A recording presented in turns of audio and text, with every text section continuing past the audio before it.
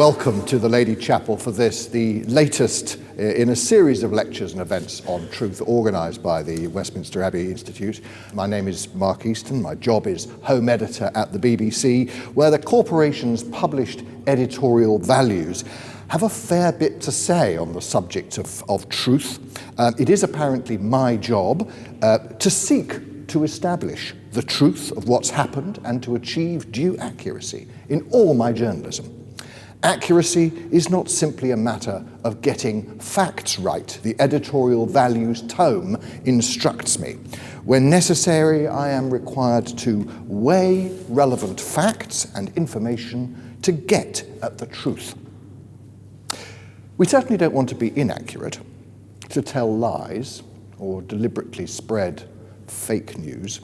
But establishing the truth is really no small task. Human beings have spent thousands of years just trying to define what we mean by truth.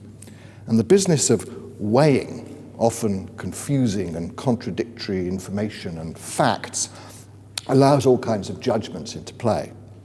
I remember once complaining to a senior editor that I'd been unfairly criticised by a tabloid newspaper for a report deemed to have been proof of BBC bias. And I said something to her like, but it was the truth. What is the truth? She replied, walking away. Arthur Dent, the BBC man in Douglas Adams' The Hitchhiker's Guide to the Galaxy, meets a chap called Prack, who after an overdose of truth serum is instructed at a trial to tell the truth, the whole truth, and nothing but the truth. The people in the court run for their lives to avoid insanity as Prack tells every single bit of the entire truth of the entire universe and all its history until he drops dead. The whole truth rather than a partial truth or a narrow perspective on the truth. Adams is suggesting is impossible to pin down. So is the pursuit of truth a worthwhile endeavour or a fool's errand? Might I be better in my journalism, for instance, simply to say, well, so-and-so says this, so-and-so says that, time will tell. If truth is unattainable, are we not better to offer people a selection of facts and allow them to make up their own mind as to where the truth lies? And what if the truth is painful or dangerous or, as with Prack, deadly? Are there occasions when it's kinder to skirt around the truth or tell a white lie rather than pursue it? Do we honestly expect public servants, trying to manage public expectations and retain public confidence, to tell the unvarnished truth, the whole truth, however damaging or alarming? And while pursuing the truth is a noble ambition, perhaps the most difficult question of all is how will we know when we find it? The Reverend Professor Vernon White has made a career out of trying to answer such knotty questions. He is the canon theologian here at the Abbey, a visiting professor of theology at King's College London, and the author of an entire shelf of books on academic and public theology. To consider truth pursued, ladies and gentlemen, Vernon White.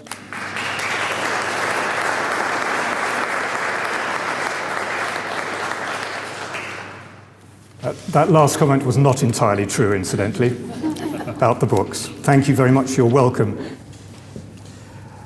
On a summer's day, a hot air balloon with a child passenger in its basket was tethered in a field.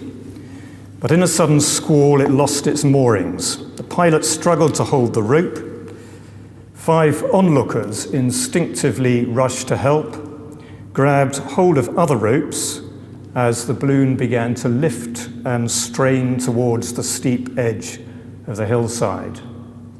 They all tried to cling on, but in the end they lost hold or let go as it threatened to lift them too.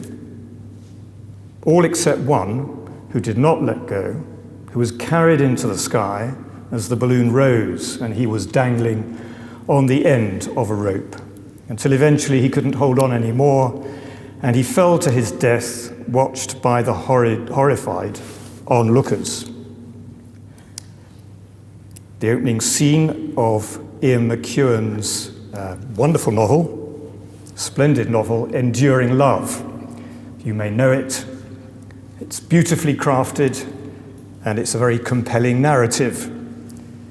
But it poses a question quite deliberately: what actually had happened in that scene?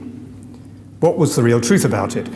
Because as the novel progresses, the would-be rescuers tell and retell that story in very different ways. It haunts them. Was the rope torn from them, or did they let it go? Who let go first? Were they half heroes, or were they cowards? They tried counterfactuals. If one had not let go first, what would have happened? Might all of them have managed to bring the balloon down safely? Perhaps they would never know. Why might they never know? As Mark has already said, truth is not necessarily easy. Not in this instance primarily because of lack of information. Most of the basic information they needed was visible. They were there, they were, after all, participants, they were eyewitnesses, and still they did not know for sure. So why? Because the narrator tells us their view was skewed by themselves. No one could know or agree what happened because, I quote now, our sense data was warped by a prism of desire and belief which tilted our memories in our own favor. Objectivity was impossible. The evolutionary drive had winnowed it out of them all, leaving them only what would favor themselves, carved in their genes like ruts in a car track. No ideal of disinterested pursuit of objective truth, of the kind that metaphysics and science at least claim, could rescue them. For these ruts of self-interest were too deep, end quote. It's a very telling account, isn't it, of one of the key difficulties in pursuing truth. A fictional illustration of what is the case in so many real stories. Political, personal, historic, recent. What really happened in the referendum? In a Whitehall meeting at which a minister changed his mind? At Dunkirk in 1941? In any story we tell about ourselves, our own lives. McEwan's brutal analysis is that we rarely really know. Not just because of faulty memory, or lack of information, or lack of conceptual understanding, but because of this prism of our own desires and beliefs, hardwired by evolution into us, our self-interest, which skews our memory, skews the information with our own partial perspectives and our own interests. It's that which means the referendum story will always be told in different ways, interpreted, believed in different ways by different political tribes. The Dunkirk story will always be told in a different way by the English and the French. Not because some facts are unknown necessarily, like the numbers of votes cast or the numbers of troops evacuated on either side, but because facts, as Mark has already said, are only one ingredient in a narrative in which reasons for facts and meanings of facts will always be seen in different ways, according to our different interests. It's this realization which lies at the heart of all the radical post-Enlightenment suspicion about all truth, all stories we tell about ourselves or the world, whether scientific, social, religious, political, or personal. A suspicion which has certainly led some to give up altogether on this pursuit of truth because they think it is simply impossible. And so this is the central issue I want to try and pursue now in this opening lecture in a series of 3. Not tonight how we speak truth to power, a question especially for civil servants, or how we speak truth in power, a question especially perhaps for politicians, or indeed whether truth should sometimes be withheld, sometimes a question, I guess, for journalists. Those are pressing, those are vital questions, and they'll be dealt with in the next 2 weeks' lectures. Tonight, I simply want to deal with this underlying question of whether we can still have confidence in truth at all, whether there's even any point and possibility in pursuing it, especially in public life. Because I think there is real skepticism about it. And I think that some people are giving up altogether. A skepticism driven partly by a proper recognition that truth is genuinely problematic, but also, for some, by cynically exploiting that difficulty for other purposes altogether. And my argument will go like this. First, that we do need fully to admit and explore the genuine problematic of truth, not least because that's part of being truthful about truth. In other words, I think we need some sympathy with Pilate's celebrated question at the trial of Jesus, what is truth?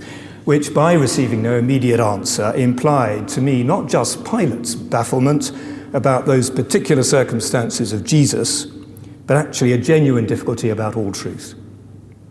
But then I want to argue that nothing in the genuine difficulties about truth need deny the basic meaning of truth itself, and indeed the point and purpose in pursuing even an elusive truth. What I hope the discussion will do, amongst other things, is expose precisely this dynamic which actually seduced Pilate, and which we in late modernity, I suspect, also seem to be falling into, namely, this temptation to concede so much to the genuine difficulties of truth that we actually give up on the pursuit altogether. I want to expose it as a rather seductive issue. It's a seduction. It only works, I'm going to suggest, by a rather unholy alliance between this honest recognition of the real difficulties of truth and either some sloppy thinking fed by poor French philosophy or a more sinister and cynical exploitation of it. So first, the genuine problematic of truth. We do have to acknowledge it, don't we? Truth, whether moral, factual, historical, can often be extraordinarily problematic. It can be elusive, it can be complex. As Oscar Wilde said, truth is only rarely pure and never simple.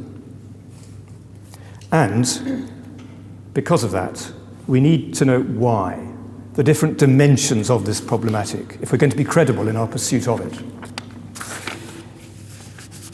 The primary issue is, in fact, lack of information. That wasn't perhaps the issue in McEwan's story, but of course a simple lack of information will affect our grasp of the truth. And even with the information overload we have pouring at us through the web, we are still very limited in the facts we have at our disposal. So, for example, for all the smart algorithms, the web's algorithms, which purport to know what we want and think, we actually only have very limited information about other people's minds and motives, and even more limited information about people's minds and motives in the past. So for a start, that certainly compromises and limits our historical knowledge. We're also limited, actually, in our access to information even when it's here, present, and observed in the natural world, the natural processes. Even with computer modeling, we're told, we don't get anything like direct observation of everything that is and happens, just going back to Douglas Adams. Only 5% of natural reality is actually accessible to us, said Sir Paul Nurse recently. 5% is all we know in terms of factual information. And so that compromises our scientific knowledge too, our pursuit of that truth. It can only ever be partial and provisional. Of course it can. Then there's also the problem, not just of limited factual information, but of limited understanding of the facts we have. Even given all the relevant factual information, our actual grasp of it is always limited by our finite understanding. Those intrinsic limits to our reasoning processes that Kant and others have insisted on in their critiques of human reason. And then there is that more telling part of the problematic too, which McEwan's story illustrated so well.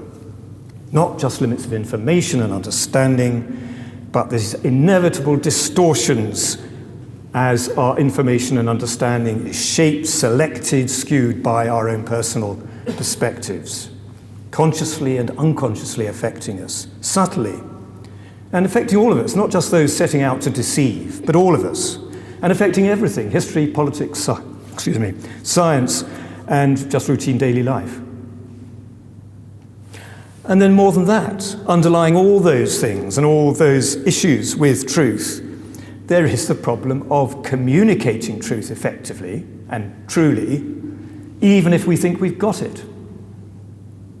Of course, there's some factual truths which are easily grasped, which are actually pure and simple, can accurately be communicated without any particular problem. The mere fact that you and I are bodily here in this room now, not somewhere else, is simple enough, easily expressed. The trouble is that simple, isolated facts are not all we normally want and need to communicate. We need, usually, to communicate rather more interesting things, issues involving meaning, purpose. For example, whether you are here because you really are interested in truth in public life, or just to avoid going to another meeting, or to avoid taking your share of childminding back home, whatever it is, or all of the above. And to communicate that truthfully will require much more than factual accuracy about your bodily location at whatever it is, 7 p.m. On March the 6th. It requires a much more complex and contestable narrative to be told. Contested not least, I'm sure, by your partner who's left literally holding the baby. It will be a much more complex business communicating that truth. Likewise, less trivially, if a permanent secretary wants to communicate to a minister the options, the implications of implementing controversial policies, whether it's HS2 or changing the stop and search policy or going to war, it's obviously not going to be just a case of marshalling accepted facts. It's going to have to include all the options embedded in narratives, which include purposes, values, political realities, other chains of events bound up in them. And to communicate all that truthfully and with integrity, so that it is also truly heard, is going to be as much a narrative art as it is the assembly of facts and information. That's why Rowan Williams, in his fine study called The Edge of Words, wrote that to communicate truthfully and effectively anything really interesting and useful, we all have to be poets, in the sense that our words have to convey not just factual information, but they have to resonate and sing meaning, convey true meaning, in a way which can be truly heard. And the poet, Emily Dickinson's celebrated lines, in order to tell the whole truth, sometimes we have to tell it slant. So, limited information, limited understanding, inevitably distorted perspectives, and complex issues of communication. That adds up to the dimensions of the real problematic of truth, which we have to acknowledge to be truthful. Our best legal, scientific, historical, social, journalistic practices will acknowledge that. That's why they're always striving for more facts, more information, better understanding, and better communication, and employing strategies, at least to try to offset that skewing of personal interest and personal bias. The question, though, now, is whether they ever can, really. Whether there is really ever any success in this enterprise. Is it really possible? Which brings me, if you're following the handout, from the problematic of truth now to wanting to argue its possibility nonetheless.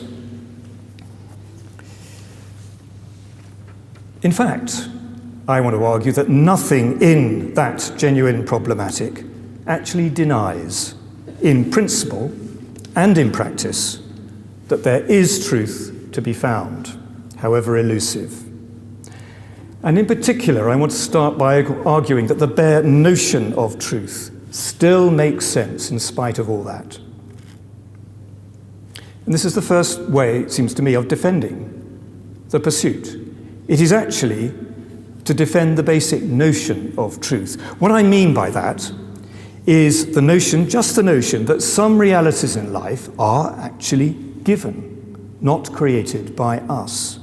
Whether given by God or by nature, some things just are the case. That is to say, true. Whether or not we agree, whether or not we know it, whether or not we like it, this bare notion of truth, seems to me, is incontrovertible the moment we accept there are any real distinctions in life. Whether we're dealing with law, morality, science, history, politics, daily life, logic, mathematics, morality, we all accept that in fact there are such distinctions to be made, even if we don't always agree what they are, and we don't agree about them. So we do accept, for example, that saying 2 and 2 equals 4 is different from saying 2 and 2 equals 5. We agree that saying Hitler was bad is different from saying Hitler was good. And these are not just preferences, they are things which relate to truth. Only in a world of complete shapeless uniformity, in which there were no distinctions at all, where everything merged into everything else, would there be no currency to truth. But this is a world of real distinctions. I think we all accept that. So of course the notion of truth has real currency, objective truth. The fact we disagree about particular instances no more invalidates that bare notion of truth than the fact that we may not get a sum right invalidates mathematical thinking, or the fact we disagree about moral issues invalidates all moral thinking. Such absoluteness, objectivity of the bare notion of truth, such non-negotiability is what makes it something that Plato calls a transcendental. That is, a notion with a universal meaning, an absolute meaning, regardless of the only relative extent to which it is visible or accessible or identifiable in particular instances. Now, maybe that point is too abstract or just too obvious. And actually, when I read this lecture, I thought it's 40 minutes in stating the obvious. But maybe sometimes the obvious needs to be stated. Of course, we may say, truth has meaning. Truth exists in every situation, even if we can't always get at it. Of course, that is obvious. As artist George Braque said, of course truth exists, only lies are invented. But does that have any practical relevance to the problem of actually accessing it? I think it does. And for two reasons, both of which do actually bear on issues of public life. They're not just issues for the minds of philosophers. The first is because of a popular kind of appeal to relativism. We hear a lot, and we hear a lot in public life and discourse, which does imply that there's actually no meaning to truth at all, and which is therefore the very thing which does lead some to give up the pursuit altogether. In fact, we had one example in one of the very first Institute events we ever held. Because it came from a distinguished scientist, it went unchallenged, but it should have been challenged, and I blame myself for not having challenged it at the time. Our scientist was describing how scientific truths, whether a diagnosis in medical science or a model of the subatomic structure of this lectern here, whatever it is, can only ever be relative and provisional truths. That is, relative to limited knowledge we have about things currently available, and therefore always open to revision. Of course, that's right. So far, so good.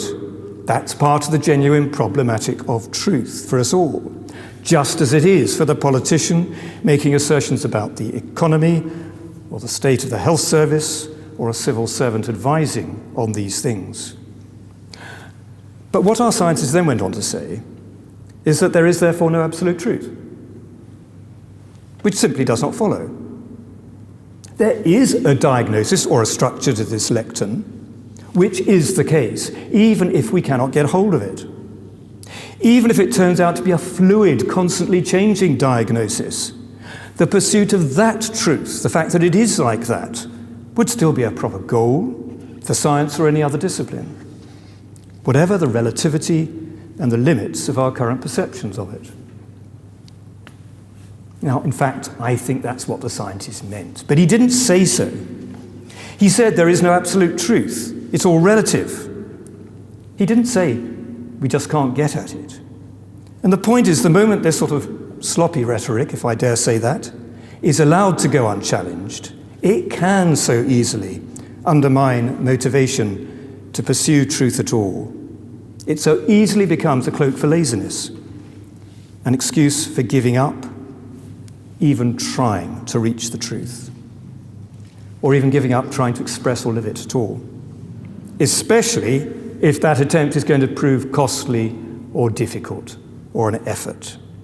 Just as Pilate gave up, just as seems to me many, but not all public figures give up trying to explain complexity and rely on sound bites, which to all intents and purposes are not true, because they're not even trying to get at that whole, more complex truth. And that's the first reason why it matters, to keep clearly asserting and arguing what may seem like a very obvious point, that there is actually a truth to pursue. The notion of truth does have meaning, and nothing in its problematic undermines that. The second reason why I think it is a relevant thing, even to argue this very basic notion, is that it needs to be maintained not just as a bulwark against sort of laziness, if you like, but actually as a bulwark against that deliberate cynicism which I alluded to briefly at the beginning, the exploitation of this difficulty for other purposes altogether. In other words, the sort of thing that is going on in what is called a post-truth culture. An excursus, if I may, about that culture. An excursus which will go a whole lot better if I could just have some help getting this lectern up a bit. Do you mind? Not at all. Thank you. Cross our fingers. So here's the excursus. This culture, I think we do need to understand if we're going to resist it. It's a culture in which the language of truth is actually still used, language of truth and virtue, but only as a cover. Because it's used not to refer to some independent, transcendent, objective metric or meaning. It's actually used always instrumentally, just as a tool of social manipulation, and in particular as a way of destabilizing enemies and bolstering friends, bolstering them usually with a sense of tribal belonging or giving them a sense of personal identity. Truth in this culture is simply attached to any ideas or words which have that power, that is to say, an emotionally persuasive power either to confuse outsiders or bolster insiders in your own tribe. Words, phrases, ideas which currently have this emotive, neuralgic sort of power are pretty obvious, aren't they, at the moment? For one tribe, the words are immigration, taking back control. For another tribe, it's inclusiveness, environmentalism, progressiveness. And by attaching some supposed truth claim, for example, the supposed truth of statistics, to those sorts of words and phrases, each tribe seeks to gain influence regardless of the actual truth of those claims. And it works. Of course it works, because actually we're all ready to very ready to collude with it. After all, in an uncertain world, we want to hear what will bolster our identity, give us some sense of belonging to our tribe, even just flatter our vanity. So we want to believe any truth claims which resonate with those needs. The world wants to be deceived, St. Augustine said, mundus vult decipi. And those who would manipulate us know that so well. They know how any culture, good or bad, needs common neuralgias and passions and language to reinforce its common sense of belonging and identity and mission. And anyone working in any life, corporate life, politics, church, academy, will recognize this going on. So the manipulators work on it. They work on us. Advertisers have long done it, but it's now much more widespread in public life too. And I think that's what is meant by post-truth culture. It's not, of course, new. Of course it's not. It's got a new label. It's not new precisely because it's being driven, isn't it, by deep, visceral human feelings and needs of belonging and power, which we've always had, tribal identity. We've always needed it. I do think, though, it's probably got a new intensity and reach now, partly because it can now feed off the infrastructure of global communications and virtual social media. That not only enables any culture, this culture in particular, to spread more widely and swiftly, it does also help target it more cleverly by using the reinforcement of social networks. Facebook, for example, is powerful, not just because of its reach, which is considerable, 1.10 billion users a day, compared to, say, BBC News at 10, 4.5 million only. It's a bit more. Only? Come on. The trouble with Facebook, or not the trouble, but its great potential for good or ill, is, of course, that it's not just this reach. It is the social logic within it, that it can filter an opinion to all these people through their own trusted tribe of friends and family. So they're more likely to accept it without independent checks about its truthfulness. Something which would never be true of the BBC, of course. So that is a new impetus, even if it's not a new phenomenon. And I guess, too, it may have received some new impetus, this culture, from those radical philosophers of postmodernism. The French anti-foundationalists, Derrida, Baudrillard, who at least seem to offer formal philosophical justification and backing to this culture. Matthew d'Ancona, in a short but I think excellent essay, Posttruth, thinks they've had at least a trickle-down effect, as he says, benefiting Mr. Trump even if he's never heard of them. Actually, I'm not so sure. I think it's more likely just to be this timeless power of tribalism and, above all, our own need for identity in an increasingly uncertain world, which has given momentum to this post-truth movement and culture, not French epistemology. But whatever the causes, whatever they are, whether technological, philosophical, or social, probably mostly social, the point remains. There is this culture around us where deep instincts of tribalism are trumping the very notion of real objective truth. And I don't think it's going away. Its label may go out of fashion, presidents may change, some pushback may be happening. I'm glad to think it is happening. And actually we're becoming more aware of fake news. And I think there's a belated, thank God, return to supporting some of the more traditional mainstream media and their best practices. I'm saying this not to curry favor with my chair, because I really believe it. But even so, those underlying drivers will still be there, those drivers for personal power, identity, tribal belonging. They'll always operate below the surface, and we'll always collude with them. So I don't think it's going away, and therefore, the bare notion of truth, even the bare notion of truth, still has to be argued for, and will always have to be argued for and defending. So to recapitulate, this first way of defending the very meaning of truth and rekindling confidence in its pursuit is utterly basic. It is simply to re-argue and reaffirm at least the bare notion of truth. It must exist in any world of real distinctions. And I think it's urgent and relevant, not just an abstract point, precisely because of our current culture. The second way goes further.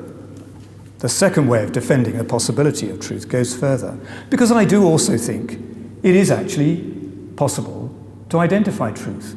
In other words, it's not just that we're affirming some abstract, logical, implicative reality, which, though real, never really becomes known or graspable or found, a bit like the Higgs boson particle before it was actually spotted. Rather, we are defending something, the pursuit of something, that really can be knowable, however problematic.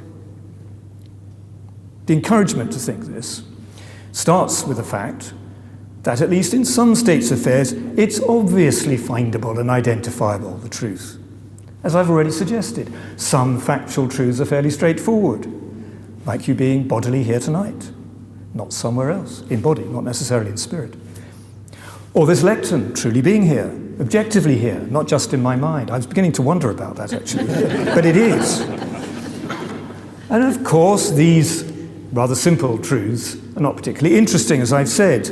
They're not as useful, like the more complex truths we may really want to know, like what happened with that fictional balloon, or the state of the economy, or the meaning of a Shakespeare sonnet, the real meaning, or the existence of God, or indeed the subatomic structure of this lectern, which is definitely fluid.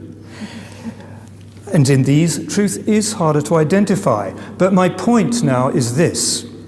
The moment we accept we can identify truth, at least in some areas of reality, in the simpler things, the idea that in more complex, fluid parts of reality, truth then retreats wholly over the horizon, so that we can grasp and identify nothing of it at all, simply is not plausible.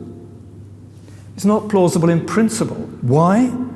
Because this world, with its real distinctions, is also self-evidently also a fundamentally connected world in which these different things are related.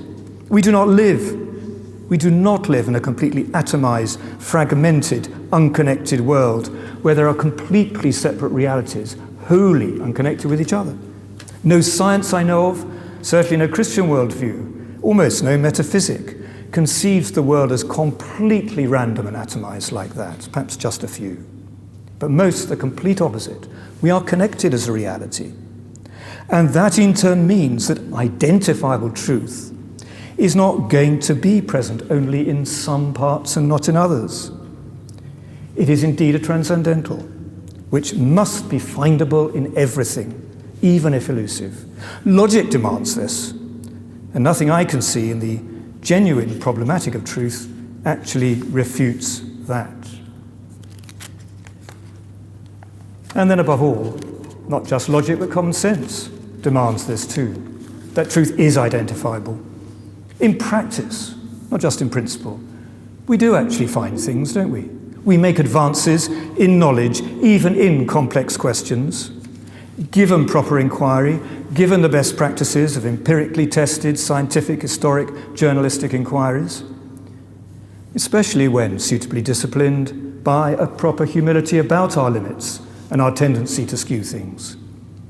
Are we really saying there were no advances made of knowledge, of real knowledge and truth in the Jimmy Savile inquiry or the Iraq inquiry? Surely not. There were some. We may not have got the whole truth, but we can and do get to know even difficult truths, complex truths, in some measure. Logic and common sense not only support the bare notion of truth, they encourage us to think it really can be identifiable. And that's the second way of defending the pursuit of truth, to keep our nerve in the pursuit. And it's another reason to resist the lazy or cynical culture which calls us to give up on it. And all that without even drawing on the moral imperative to truth, which has always been in the background of what I've said, and I'll now very briefly, as I come towards the end, bring to the foreground. Because, of course, to reverse Kant's dictum, if we can, we certainly ought with truth, morally, not just logically. There is a powerful moral imperative, isn't there? My guess is we'll be hearing more about this next week and the week after. The one point I want to make is this, that specifically this moral imperative is not to settle minimally just for obvious factual truths, or just for pragmatic truths, bits of truth which seem to work best. It really is an imperative to at least keep pressing for that whole truth, which Mark alluded to at the beginning. Those more complex truths, truths which do require meaning, purpose, to be looked at. Why? Because if we only pursue truths about bare facts, or the pragmatic questions of life, the bits of things which work, what works, we miss all the really important moral questions, don't we? We miss the significance of the facts. We miss the issue of what works for whom and for what purpose. Questions which can only be answered by asking these wider, more difficult truths embedded in narrative, more complex narrative. Hasn't history impressed this on us time and time again? It's not enough to know what time the trains are running. We have to know where they're going. What for? To Eden or to Auschwitz? This moral imperative for pursuing complex truth, the whole truth, not settling for less, is also very evident, of course, just in human relationships. Truth is vital for trust, the engine, the foundation of relationship, and as much of the whole truth as we can bear, too. Parents know this, don't they? With their children, teachers with students, partners with their lovers, public servants with their masters, diplomats with their hosts. We know it with ourselves, perhaps most of all. In the end, truthfulness, facing as much of reality as we possibly can, is always a necessary good in the end. Of course it's not straightforward. It has to be done responsibly, sometimes gently, sometimes gradually, because it can be painful to ourselves and others. As a diplomat said recently in one of our seminars in this program, ambiguity, economy with the truth, may sometimes be a necessary preface to a good and effective relationship in diplomacy. But in the end, a fuller truth must always emerge if it's going to work as a relationship. And you know, even Nietzsche, that great skeptic about truth and its potential destructiveness, agreed. Only, he said, the unconditional will to truth, which originated in spite of the fact of its disutility and dangerousness in some circumstances, only with that unconditional will to truth, a truth and a will to truth which means I will not deceive even myself as well as others, only then do we stand on moral ground in our relationships. It's similarly the engine, the cement, the ingredient of social order as well as human relationships. Particularly, perhaps, as the basis of justice. The willingness to pursue and face truth without fear or favour is the vital foundation for both social and criminal justice. Thank God for the rigorous, vigorous, unconditional pursuit of truth, not giving up by forensic judicial processes and by much of the responsible press too.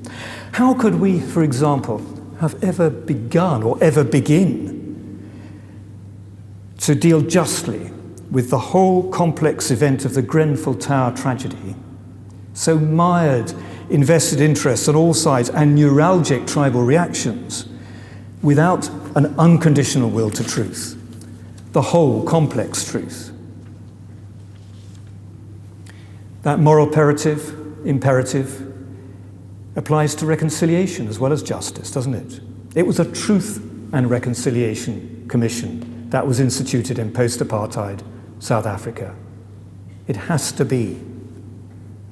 But more of all that, I suspect, as I say, in the following weeks. Tonight, I've just tried to give you a preliminary case for truth, trying to make, I suppose, the case that there is a truth to pursue, however elusive, that it can be made, and that it needs to be made in a culture of sloppy language and outright cynicism and subversion of truth. We are very easily seduced and give up, and reduced actually to pilots without quite realizing it. A story which finally I'll end with, if I may, return to by way of conclusion, and in order, very specifically, to draw more on faith. So far, I've largely made this whole case in terms of logic and language and common sense, I hope, and moral intuition. But it does rest on faith as well as all those, and woven into them. For what faith sees in that story of Pilate is interesting. It's not just that genuine problematic of truth lying behind his question, what is truth? Which McEwen echoed so well. It's not just faith seeing and agreeing with the easy capitulation about truth which then follows as Pilate washes his hands when he realizes it's so complex. What is echoed in our postmodern whatever. That phrase, whatever, that's what it is, it's a capitulation. Faith certainly sees that. It sees the complexity, as I've tried to say. It does see that the capitulation is very easy, as I've tried to say. But faith also wants to read on in that story and see what unfolds, which of course is actually quite a lot. It doesn't stop with the whatever. It actually proposes a sort of answer, not in propositions, but precisely in a narrative, in the narrative which follows. Very specifically, the narrative of Christ's extraordinary personal sacrifice, which followed the event of the trial. As if the biographer here is telling us, in dramatic form, in a sense something rather similar to what I've been trying to say, that for all the genuine problematic of truth, perceiving it and expressing it, even complex truth can be unveiled, but it probably only can be in narrative, or especially in narrative, and even more in a life, and even more specifically for this writer and for faith, specifically in this life of Christ. Christ who is himself, we're told elsewhere, the way, the truth, the life. A claim which suggests at the very least that here we have an extraordinary example of great moral truth, social truth, spiritual truth, truths about the equality of all humanity, regardless of social status, spiritual truths about the extraordinary creativity of forgiveness, truths about the sacrificial power of love, all lived out in human complex situations. That's what we get in the life of Christ. We do get that as example, but actually what faith is seeing is more than just that too. Not just example, but a confirmation that truth, though here in human form in Christ, not just example of it, it is in fact the very ground of it we're seeing. We're seeing in this life the way, the truth in life, the very ground of truth, not just examples of it in all these areas. That is to say, something given. Although it's in human form, it's not been humanly constructed, because Christ throughout has been presented as divine. Something given, something truly objective, because given from beyond, and indeed something personal, which is perhaps why truth pursues us and haunts us as much as we feel we have to pursue truth. Why it will not go away by the decree of any human fashion, human president, or philosopher. And why even Nietzsche again, the implacable anti-Christian, found himself saying, hauntingly, even we godless anti-metaphysicians still take our flame from the fire lit 1,000 years ago, he got his figures wrong there, by the Christian faith, which was also Plato's faith. That truth is God. Truth is divine. That's Nietzsche, who said that there is no truth, only interpretation. He was haunted by the fact it was more. Of course, we don't need that faith to share a passion for the pursuit of truth and a reverence for it. And I am constantly humbled by those who pursue truth without any faith at all. But if we have such faith, I suggest, it would certainly add infinite weight to that pursuit. Thank you for listening.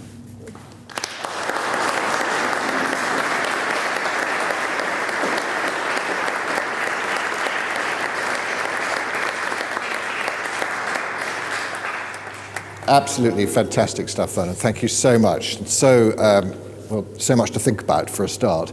A couple of years ago, the BBC set up a new part of the news service called Reality Check. And actually it's grown quite a lot in the last few months. We've now increased the number of people. It's got its own editor. And it was a response to the post-truth world, fake news and all of that. And of course, Channel 4 has its own version. There's Full Fact and Fact Check and all these things. And if you go online, you go on Twitter, there's a whole army of people out there who want to check the facts, and they'll post bits of information to prove that the facts that somebody else has posted are wrong. Are they getting us closer to truth? I'm one of that army of people. I do exactly that. I constantly look at these fact checks. I think it's part of the pushback I briefly alluded to, and rather encouragingly. And I may be wrong about this, and I may be wishful thinking, but I think it's part of a renewed support for what I've called the mainstream, more responsible media, that we've looked over the precipice to some extent at what it's like without that sort of rigorous checking. And we realize now we're being deluded and we're colluding with it, and we want some help. Does that help? It seems to me that, rather like Wikipedia at its best, if you have a constant stream of critical checking from all kinds of vested interests, and none of us are free of vested interests and partial perspectives, the more you have, in a sense, then we must be getting closer. So I'm encouraged by it. I think it's an approximation like all things, but it is a sign of having looked over the precipice, drawn back, and wanted to hear other voices which are not just ones confirming ourselves. And that's the critical thing. I suppose, you wrestled with the terminology throughout your address.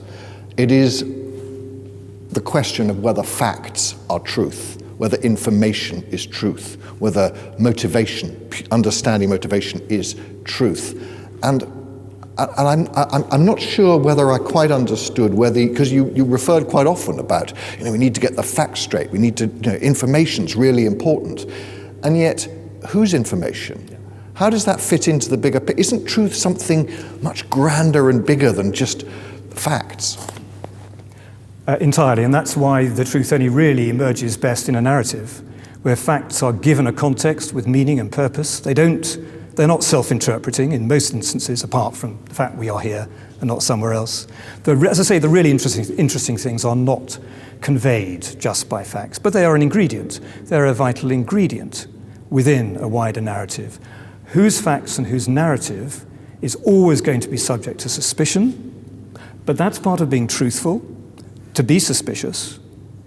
The part, I think, which gives us confidence we can sometimes get somewhere with all this is if we're willing to listen to a number of narratives, bring them into dialogue with each other, have a number of sources which we look at and listen and look up, a number of narratives. It's cumulative, if you like. It would be lovely to think that I could pull out of the hat the one master narrative, even in pulling, if I may put it this way, Christ out of the hat at the end. I think, and I hope I've made it clear, that doesn't clear everything up. It is a ground of truth. It is a reassurance there is truth. It offers wonderful examples, but we still have to engage with it. Jesus said, "I am the truth." A lot of people don't think he is. Exactly so. And therefore, he too is tested by these other narratives. But in the testing, I believe there is what you might call unveiling, revelation. It's not all recessive. It's not all something that just disappears completely over the horizon. And I think we've found that in the way we try to structure our public life. As I say, I don't think anyone seriously undertakes any serious inquiry without thinking that something of the truth will emerge, however aware and acutely aware we are of our limitations and our limited perspectives. But that was the other thing. I'm going to come to the audience in 1 second, so yes. Prepare your questions. But it's this idea of partial truth. If we can't get to the whole truth, and we kind of accept that we just simply haven't got the capacity for all the huge amount of information that we might need to actually have a real understanding of the truth. So it's always going to be partial, rather like Douglas Adams's Prac. You would just go mad. But is partial truth, or pursuit of partial truth, worth it? I mean, you seem to be suggesting yes. Yes, I think it is, because I think the very pursuit of it is a kind of acknowledgement, and indeed the acknowledgement that it is only partial is an acknowledgement that truth matters. It's not a giving up. What I'm really worried about at this stage is the giving up altogether. Clearly, partial truths, half-truths can be dangerous. Actually, the whole truth can be difficult, dangerous too. And we have to trust the process, ultimately, rather like in human relationships, to come good, even though it's painful on the way.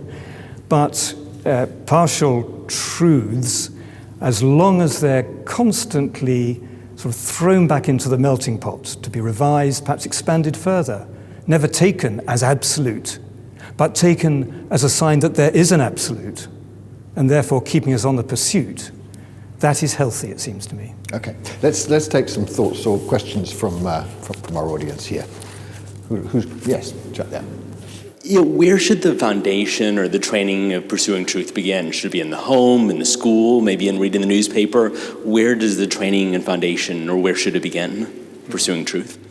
Okay, thank you. Thank you. Where indeed, because, as I've suggested, truth on the whole is best expressed not just in isolated facts, but in a narrative, in a life. That's where we get the best, clearest windows onto truth in all sorts of areas, be it the life of Christ or someone else's. Because of that, I think that we get it most through people who model truthful attitudes, truthful reactions to life in every way, truthful explorations. The home is going to be critical.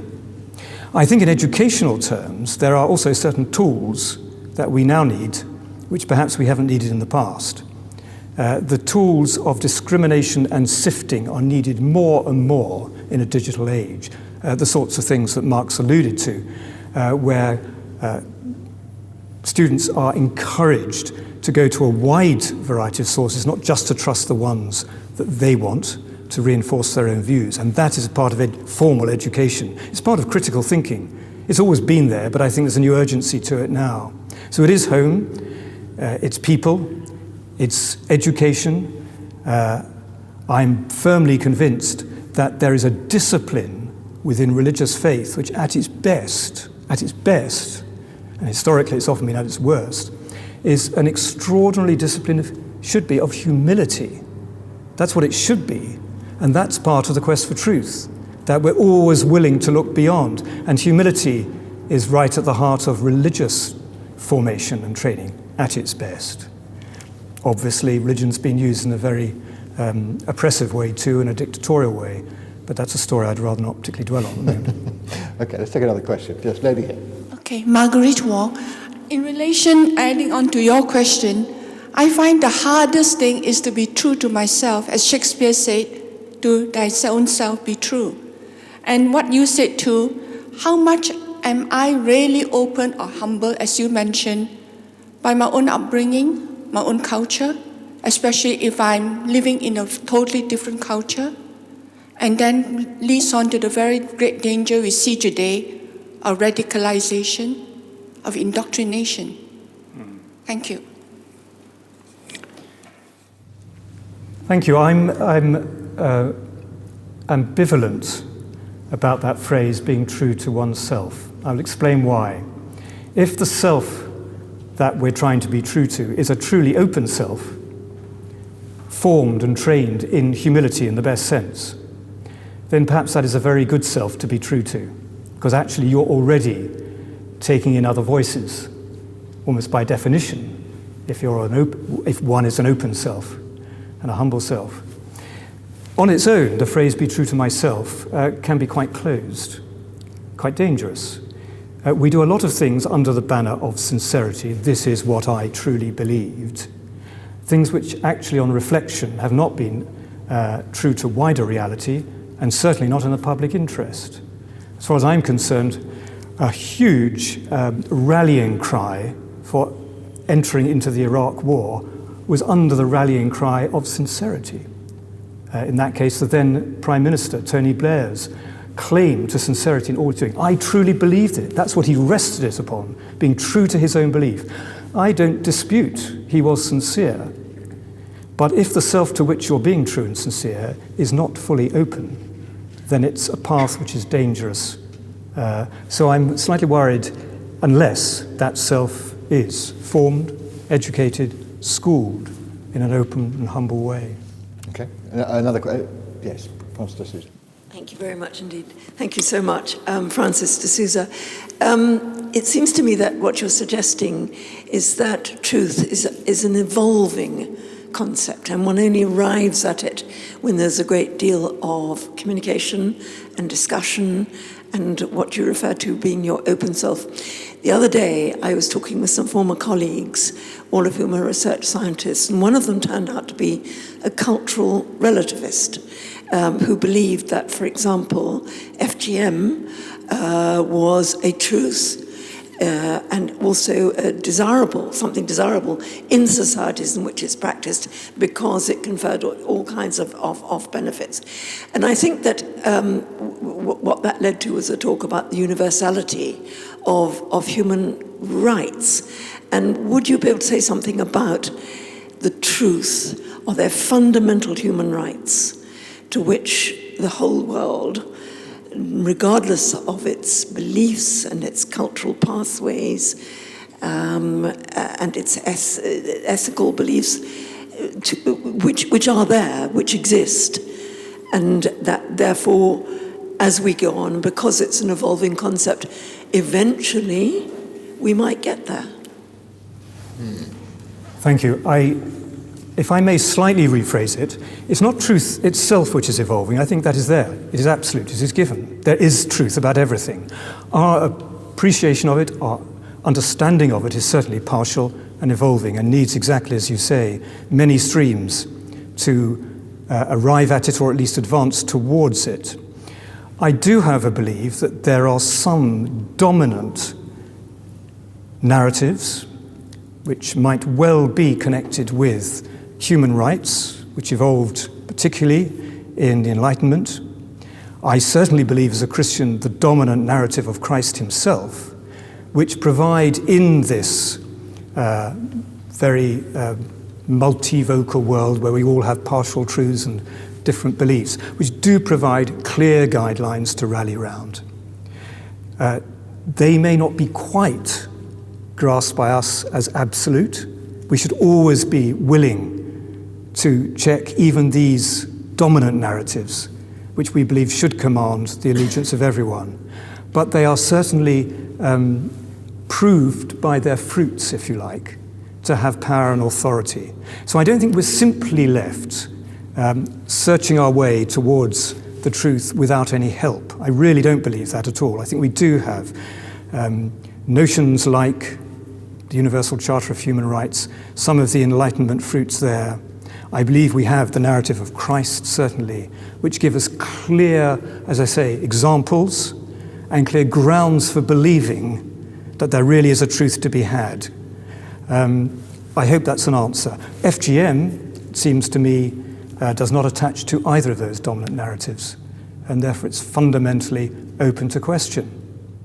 Is there not a risk, though, that in imagining a universal truth, that we say, there we are, we've got it, that's the universal truth, and it might be a values-based universal truth, but there's a certain arrogance in that, because, as you say, well, as your scientist example says, actually, things may change in time. There were attitudes which would have been accepted as absolutely true in 19th century Britain that we would abhor today.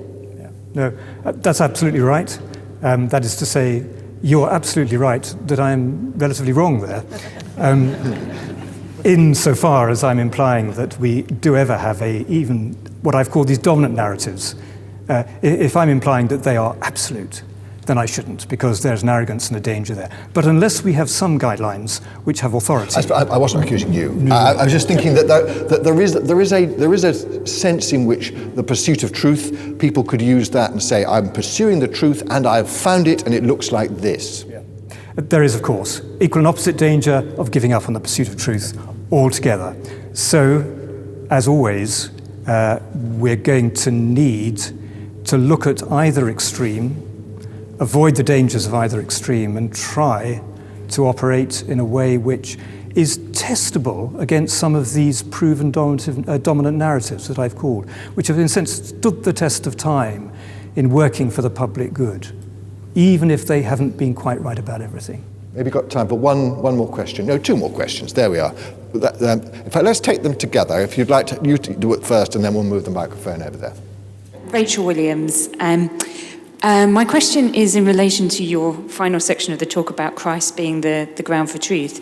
Given that the Bible has 4 Gospels that contradict one another, that question the divinity of God, which you say is the divinity of Christ, which you say is the grounds of truth, to the extent that in a recent BBC drama, the vicar character said, "Ours is a faith that believes there is no single truth."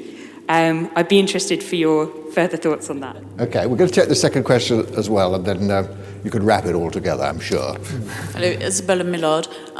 I entirely agree that you say logic and common sense must dictate that truth is identifiable, but I grapple with how one can know, if ever one can know, that one has identified it. Wow. Well, they're two quite different questions, actually. I'm not sure we can merge them together, but anyway, have a go. Thank you. Yes, and all in 2 minutes. No, thank you very much. I also grapple with that, and I don't think we do ever know, finally and fully, and I think it would be rather dangerous if we thought we did. So it's a pursuit that can never end, in that sense? It's a pursuit to which we, and certainly in this life, can never surely know we've got to the end. But I would just want to repeat again, that doesn't mean to say nothing is identifiable, and actually there's a spectrum, isn't there? I mean, it is pretty clear you're here. And there's a spectrum from there. My point is just to move along the spectrum, rather than thinking you suddenly drop off and some things become wholly unknowable, just because they're more complex. So that, I guess, was really my point. The wider issue about whether Christian faith includes an absolute claim and how it can possibly do so when it's so riven with contradictions and so on, and even the Gospels themselves, is absolutely vital. The claim that I referred to arose specifically out of that Gospel in which the Pilate story is recounted, St. John's Gospel, which has a much stronger and clearer sense, in its own view, in the biographer's view, of the divinity of Christ. The other Gospels could be read in different ways. Actually, most of the contradictions are to do with factual issues. It's about the date of the Passover and so on, historical matters. And on the whole, I think I would see the strong trajectory, even in the other 3 Gospels, as pointing us strongly towards seeing Christ as quite unique in who he is, in his nature and authority. So I don't really see a fundamental contradiction at all in that primary claim. The way it's understood, of course, is varied. Moving, though, from that claim of faith or perception of faith, then to use it as some kind of absolute yardstick for every detail of human life which we impose on people would be absurd and wrong, and is certainly not within the remit or the intention of the Gospels. It certainly shouldn't be within the remit of Christian faith. The whole point about finding an anchor or a dominant narrative in a life, in a narrative, is it doesn't give that kind of lever to then make people do everything in a certain way. It's much more open and porous. It offers a kind of ethos, a way of being, which is authoritative, rather than a whole set of prescriptions, which may indeed prove, if we get too specific about them, to be culture-specific, as you rightly say. So I hope that's something of an answer. Sadly, we have come to the end of our time. Who knew that the pursuit of the truth about truth could be so fascinating and thought-provoking? Vernon White, thank you very much indeed.